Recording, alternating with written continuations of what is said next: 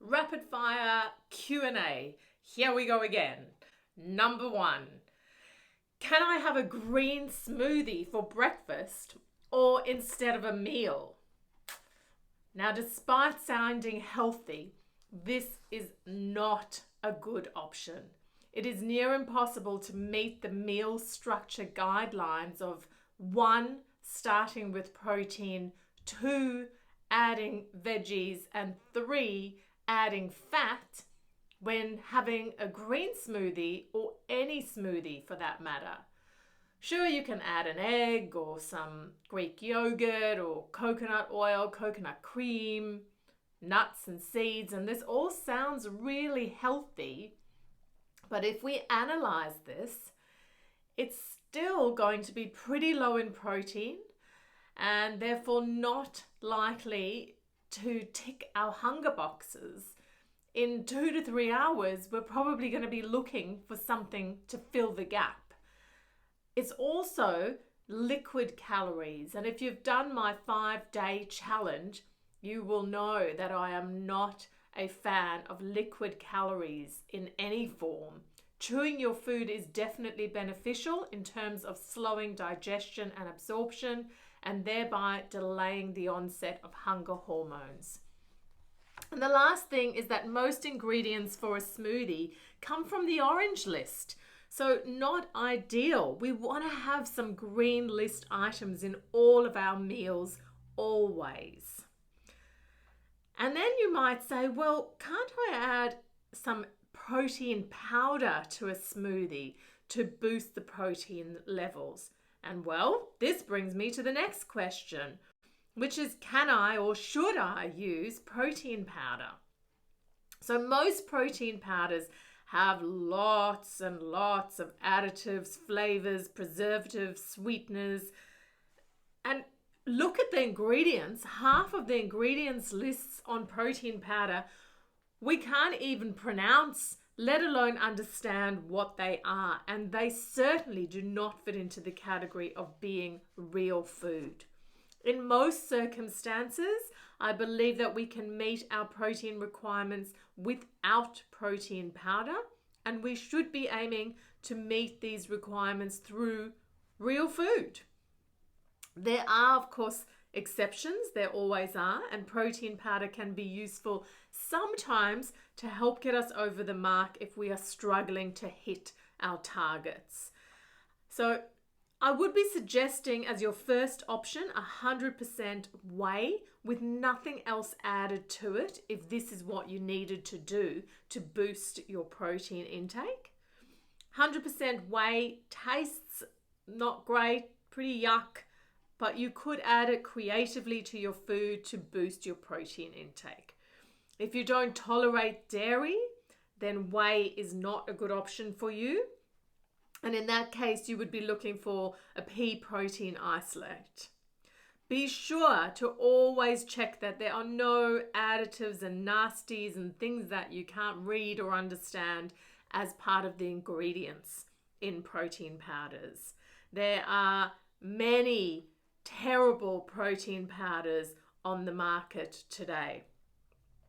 There are also some protein powders specifically targeted to the keto market, and they have added MCT into them. And there are also some that are very much whole food based, where they have lots of nuts and seed and psyllium husk. So check the ingredients. There are a few on the market that are okay, but I'm personally not a big fan of protein powders.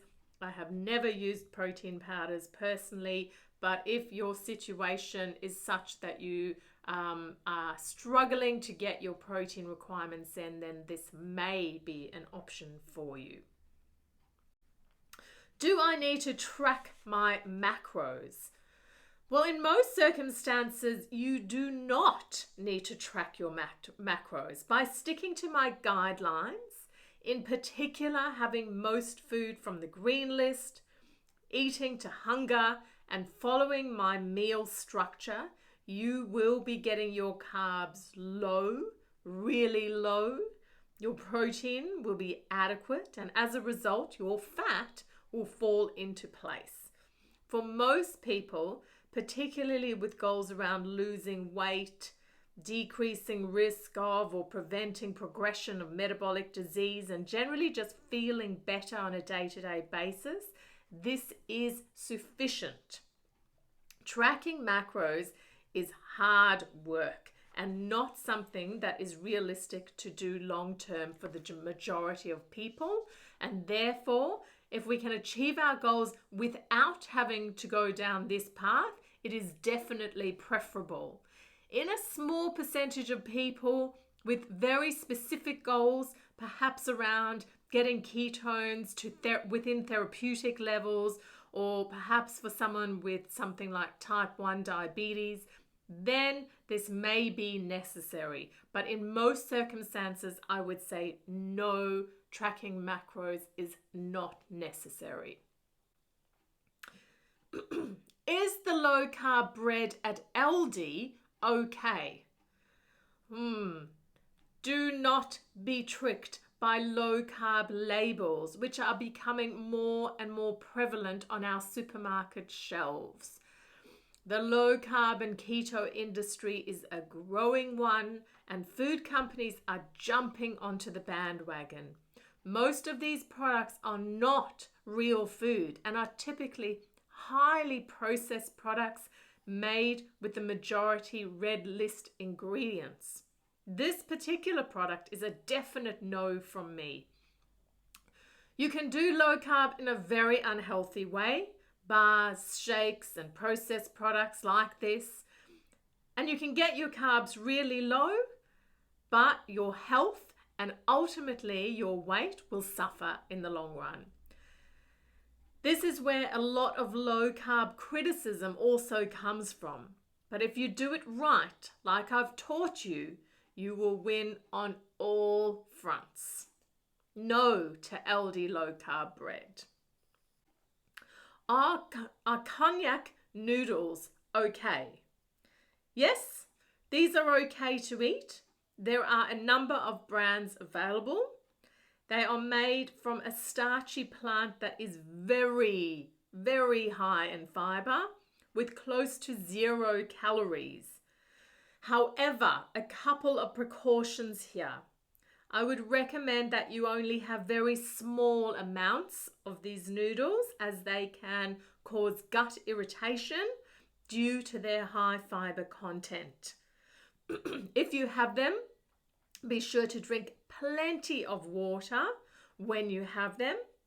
And if you do suffer from gut issues like diverticulitis or an irritable bowel, or just you generally are quite prone to bloating, then I would try these noodles in very, very small amounts first, see how you respond.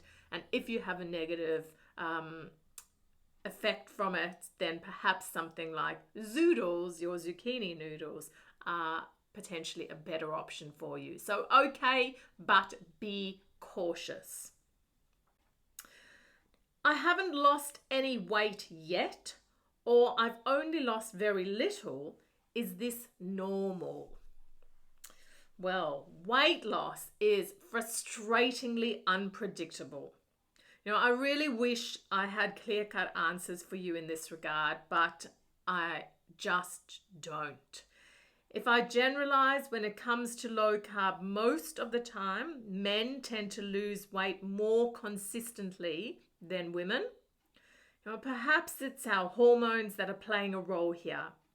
To shed some light on things, I encourage you to watch the expert interview titled Surprising Patterns of Weight Loss on Low Carb, High Fat with dietitian Kim Connolly. In this interview, Kim explains why weight loss may be slow at first and then kick up a notch after a few months when your body becomes really good at burning fat. I believe that if you are here and doing this challenge, you are certainly on the right track. Eating real food is the foundation for any, or should be the foundation for any long-term weight loss journey. It may take you a little longer, but I encourage you to hang in there. If you are feeling better, energy levels are up, hunger is better controlled, you are enjoying the food, then keep doing what you're doing, and I believe the weight loss will come. I've seen many people struggle in the early stages only to suddenly see weight loss just kick in for no apparent reason, but possibly just because they were consistent with sticking to things for an extended period of time. Don't give up. Sometimes it is a lifetime of undoings that need to occur before the weight loss kicks in. Hang in there. Use this group for support, but just keep pushing forward.